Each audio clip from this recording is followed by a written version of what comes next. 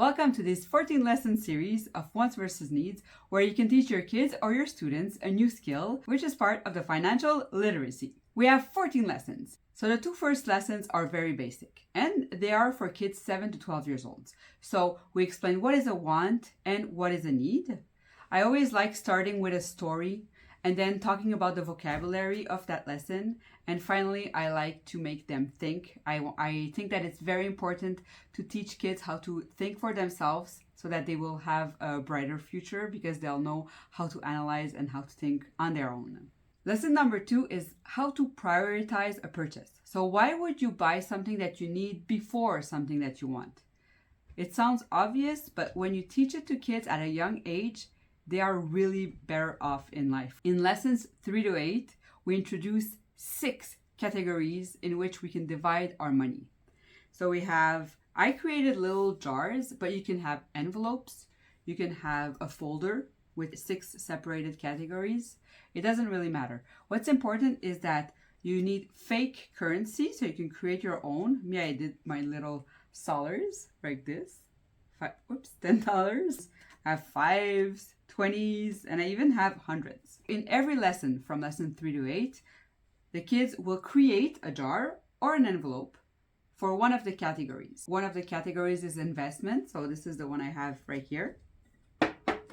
We have donation, we have wants, emergencies, needs, and education.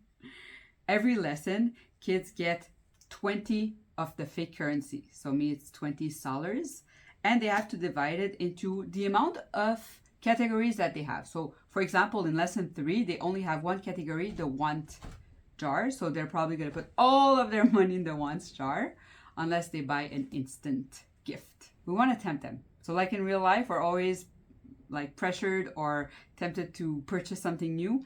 We're going to do this, but by selling really expensive items, like for example, a pencil for $15 or an eraser for $5. The goal is to try to explain to the kids that they shouldn't use the money from their wants jar for these instant gratification, because in lesson number 3, we'll make them choose a goal item. And that is their goal, is to be able to purchase that item with whatever they have in their wants jar by the end of the 14 lessons. Every 4 weeks, we will ask the kids to pay for their needs. So from the needs jar, they will have to pay to be able to survive.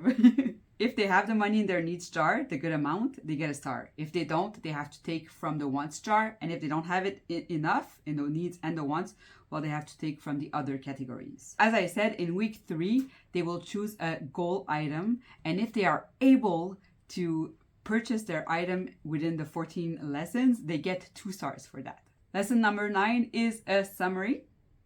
And then lesson number 10 to 14 are scenarios, which are really my favorite because they have to take the money from the jar of the scenario. For example, if the scenario is an emergency and it costs $10, they have to have the $10 in their emergency jar. If they do, they get a star. And if they don't, well, it's okay. They can take the money from their wants jar, so they'll have less for their goal item, but they don't get a star.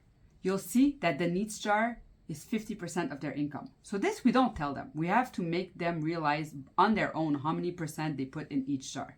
But if we teach them at a young age that their needs is equal to 50% of their total income, it's going to make them realize that maybe they can't purchase the newest big car if they're only making $20,000 a year. Or maybe they cannot purchase a big house alone. Maybe they need friends and share the bills until they have enough money to purchase their own house. And then we have the educational jar. Imagine giving them the chance to put money aside to educate themselves, to do anything, to invest in themselves, to invest in someone else, and to make more money with their money. Open your phones, choose a date and a time, maybe an hour per week if you want. Click on Forever for 14 weeks so you can do this with your kids.